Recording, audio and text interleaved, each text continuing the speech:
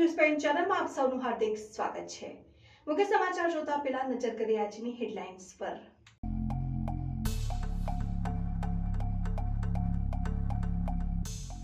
ઉપરવાસમાં ભારે વરસાદ થતા અમીરગઢ નજીક પસાર થતી બનાસ નદીમાં નવા નીર આવતા બનાસ નદી બંને કાંઠે વહેતી થઈ। બનાસ નદીમાં નવા નીર આવતા નદી કાંઠે કોઈ જઈ ના શકે તેને લઈને ચુસ્ત પોલીસ બંદોબસ્ત ગોઠવવામાં આવ્યો।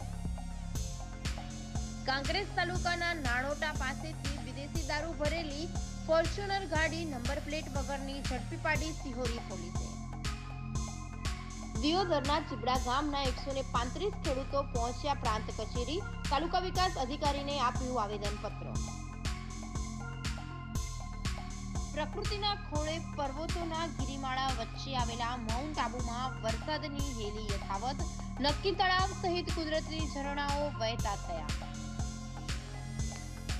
થરાદ શહેરમાં આવેલી આનંદ કૃપા સોસાયટીમાં પરંપરા મુજબ માટીના દેશી કાનુડો બનાવીને ઉત્સાહભર ઉજવણી કરવામાં આવી। બનાસકાંઠા જિલ્લામાં હવામાન વિભાગની આગાહીના પગલે સમગ્ર જિલ્લામાં વરસાદની ધમાકેદાર એન્ટ્રી થઈ। ત્યારે ભાભરમાં મુશળધાર વરસાદ ખાબકતા ઠેર ઠેર વૃક્ષો ધરાશાયી થવાના અને પાણી ભરાઈ જવાના કારણે વાહન ચાલકો અને રાહદારીઓને હાલાકી ભોગવવી પડી હતી। જેમાં ભાભરમાં વરસાદના કારણે ભાભરના ભીમબોરડી ગામનો રસ્તો બ્લોક થયો હતો। ત્યારે ભીમબોરડીના રસ્તા પર મોટું વૃક્ષ ધરાશાયી થતા રસ્તો બંધ થયો હતો અને આ ભીમબોરડી વાળો રસ્તો 3 થી 4 ગામને જોડતો રસ્તો છે, જેથી રસ્તા પર ઝાડ પડતા 3 થી 4 ગામની અવરજવર પર અસર થઈ હતી। આ અંગે તંત્રને જાણ કરવા છતાં કામગીરી ન કરતા સ્થાનિકોમાં રોષ ભભૂકી ઉઠ્યો હતો અને રસ્તો બ્લોક થતા વાહન ચાલકો, ખેડૂતો, પશુપાલકો અને રાહદારીઓ રજડી પડ્યા હતા। ત્યારે ઝાડ પડતા 3 થી 4 ગામ સંપર્ક તૂટી જતા ગામ લોકોમાં આક્રોશ ભભૂકી ઉઠ્યો છે। આજે દિયોદરના ચીબડા ગામના 135 ખેડૂતો વર્ષ 2023-24માં શિયાળાનું ઋતુમાં આવેલ વરસાદી એરંડાના પાકને વ્યાપક નુકસાન થયું હતું, જેનું સરકાર દ્વારા સર્વે કરી પાક ચૂકવણી કરવા આદેશ કરતા દિયોદર તાલુકાના ખેતીવાડી અધિકારી અને તંત્ર દ્વારા ચીબડા ગામે એરંડાના પાકને નુકસાન થયેલ ખેડૂતોનું સર્વે કર્યું હતું, જેમાં 135 ખેડૂતોને સર્વે કરી સહાય આપવા માટેની લિસ્ટ તૈયાર કરાઈ હતી।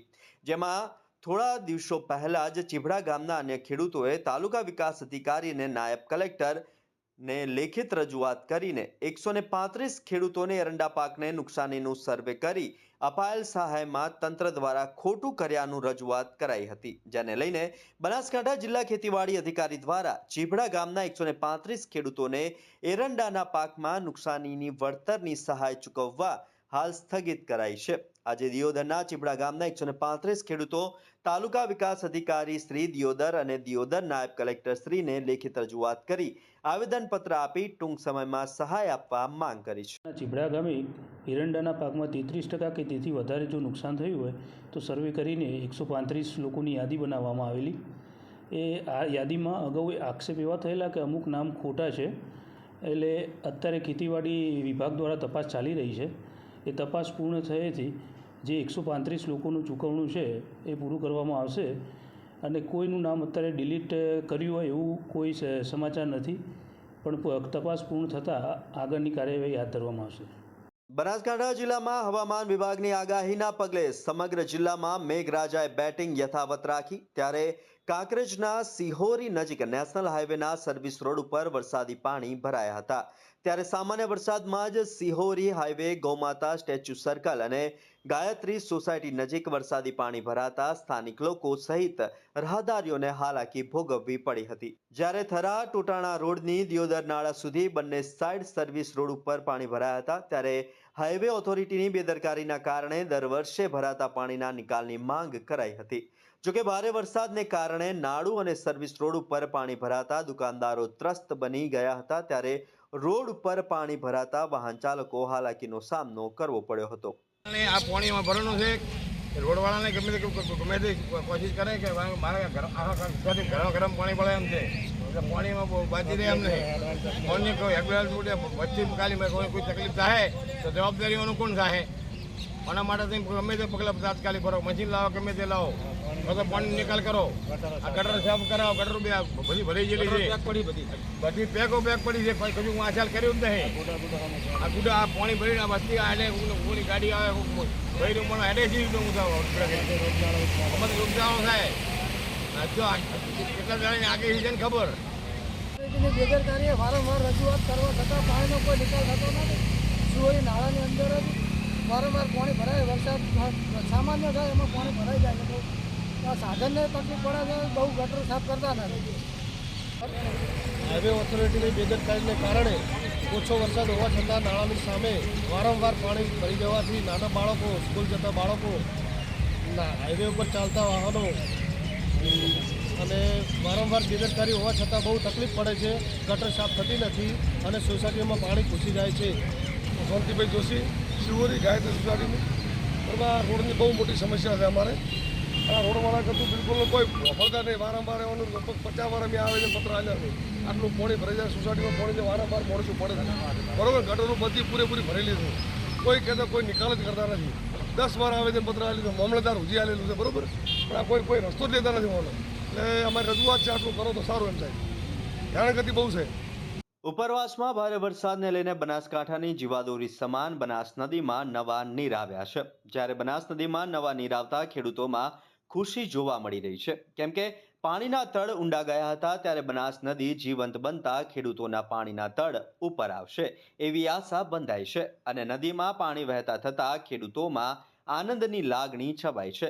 તો બીજી તરફ નદી કાંઠે આવેલા વિશ્વેશ્વર મંદિરે શ્રાવણ માસને લઈને અનેક ભક્તો દર્શન માટે આવી રહ્યા છે, ત્યારે નદીના પ્રવાહમાં કોઈ નહાવા માટે ન જાય તેને લઈને તંત્ર એલર્ટ બન્યું છે અને નદી કાંઠે પ્રવેશબંધી કરવામાં આવી છે. નદી કાંઠે મંદિરની બાજુમાં ચુસ્ત પોલીસ બંદોબસ્ત ગોઠવી દેવામાં આવ્યો છે, જેને લઈને કોઈ પણ ભક્તજનો નદીમાં જાય નહીં. આજે બનાસ નદી બે કાંઠે વહેતી થઈ છે. સરસ મજાના ઉપરવાસમાં વધારે વરસાદના કારણે પાણી બે કિનારે વહે છે અને બીજું ખેડૂતોમાં ખુશીનો માહોલ છે. સાથે સાથે લોકોને અને ગ્રામજનોને અપીલ છે કે અહીંયા ખોટું જોખમ ન ખેડે નદીમાં, કારણ કે આપણને વહીવટીતંત્ર અને સરકારના જે સૂચન મળે છે એ પ્રમાણે આપણે કામ કરવું જોઈએ અને એ જ પ્રમાણે આપણે જે સલાહ સૂચન મળે છે એના આધારે આપણે કામ કરશું તો આપણને સારું રહેશે. મારું નામ રાઠોડ નીતિન કુમાર છે અને હું અગ્રસેન વિદ્યાલયમાં છું.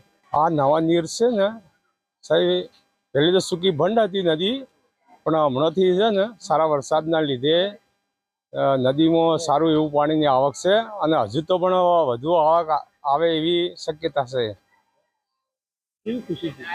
બહુ આનંદની ખુશી છે અને સર્વ લોકોને, ખેડૂતોને, તમામ વર્ગને ખુશીની લાગણી છે.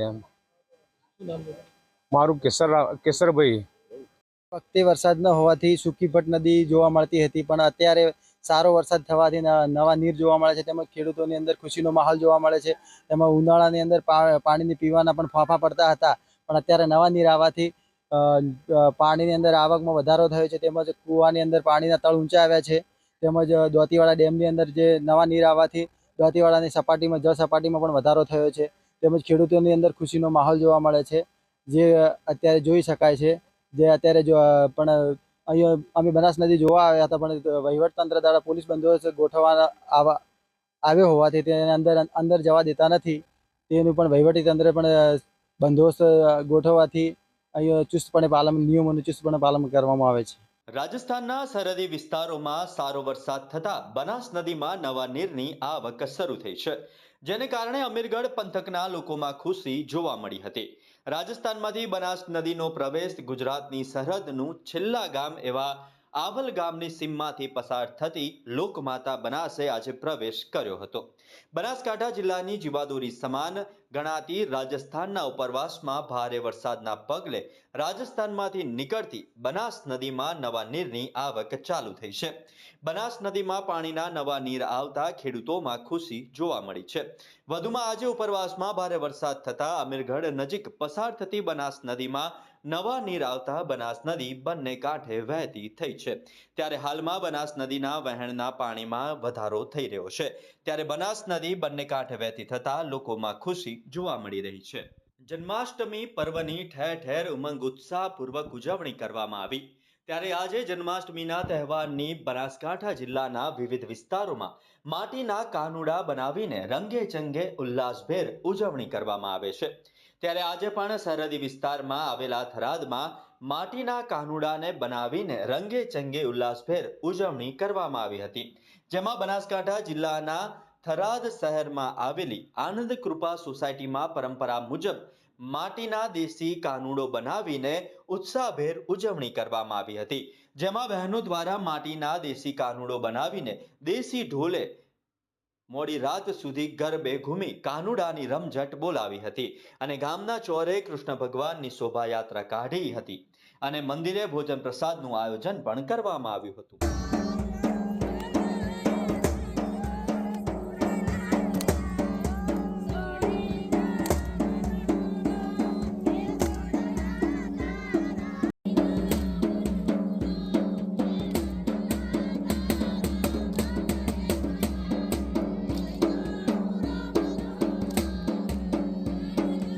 સિહોરી પોલીસે બાતમીના આધારે કાંકરેજ તાલુકાના નાણોટા ગામ પાસેથી ફોર્ચ્યુનર ગાડીમાં રખાયેલ વિદેશી દારૂના જથ્થા સાથે ભરેલી ગાડી મૂકીને આરોપી ફરાર થઈ ગયો હતો.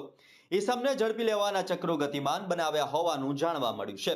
આ બાબતે મળતી હકીકત મુજબ બનાસકાંઠા જિલ્લા પોલીસ અધિક્ષક અક્ષયરાજ મકવાણા બનાસકાંઠા શહેર અને જિલ્લામાંથી પ્રોહિબિશનને લગતી ગેરકાનૂની પ્રવૃત્તિને નેસ્ત નાબૂદ કરવા સૂચના કરેલ હોય જે અનુસંધાને MB પટેલ પોલીસ ઇન્સ્પેક્ટર સિહોરીના માર્ગદર્શન હેઠળ સિહોરી પોલીસ સ્ટાફના માણસો સાથે નાણોટા પાસેથી રાજસ્થાનથી દારૂ ભરીને આવતી ગાડી બાતમીના આધારે સિહોરી પોલીસે ઝડપી પાડી. નાણોટા ગામ પાસેથી વિદેશી દારૂના જથ્થા સાથે ફોર્ચ્યુનર ગાડી ઝડપી પાડી હતી. ફોર્ચ્યુનર ગાડી સાથે અલગ અલગ બ્રાન્ડનો ભારતીય બનાવટનો વિદેશી દારૂની નાની મોટી બોટલ નંગ 1608 કિંમત ₹4,87,200 નો મુદ્દામાલ તથા ફોર્ચ્યુનર ગાડી 10 લાખ મળી કુલ કિંમત 14,87,200 નો મુદ્દામાલ ઝડપી સિહોરી પોલીસ સ્ટેશનમાં લાવી કાયદેસરની કાર્યવાહી હાથ ધરવામાં આવી છે. રાજ્યના એકમાત્ર પર્વતીય પ્રવાસન સ્થળ માઉન્ટ આબુ સહિત સમગ્ર જિલ્લામાં અવિરત વરસાદ પડી રહ્યો છે જેના કારણે લોકોને ગરમી અને ભેજવાળા વાતાવરણમાંથી રાહત તો મળી છે અને વાતાવરણ ખુશનુમા પણ બન્યું છે. છેલ્લા 24 કલાકમાં ખુશનુમા વાતાવરણ જોવા મળ્યું તો છેલ્લા 24 કલાકમાં માઉન્ટ આબુમાં સૌથી વધુ 61 મીમી અને શિવગંજમાં સૌથી ઓછો 4.5 મીમી વરસાદ નોંધાયો છે. માઉન્ટ આબુમાં સતત વરસાદને કારણે શહેરનું હાર્દ ગણાતા નક્કી તળાવ અને પીવાના પાણીના સ્ત્રોત એવા લોઅર કોદરા ડેમને આવરી લેવામાં આવ્યા છે. આ સાથે જ કુદરતી પ્રવાહ અને ઝરણામાં પણ પાણીનો જોર પ્રવાહ જોવા મળી રહ્યો છે જેના કારણે અહીંનું વાતાવરણ મનમોહક બની ગયું છે. પ્રવાસીઓ આ વાતાવરણનો ભરપૂર આનંદ માણી રહ્યા છે. જિલ્લાના આબુ રોડ, સિરોહી, રેવદર, મંદાર, પિંડવારા અને શિવગંજમાં ક્યારેક ધીમો તો ક્યારેક ભારે વરસાદ થઈ રહ્યો છે. આબુ રોડ પર બપોર બાદ વરસતા વરસાદ બંધ થતા સમયે હવામાન ચોખ્ખું દેખાયું હતું અને ક્યારેક સૂર્ય પણ બહાર આવ્યો હતો. જોકે મોટા ભાગે આગસ વાદળછાયું રહ્યું હતું. તેવી જ રીતે ડેમોમાં પણ પાણીની આવક સતત વધી રહી છે.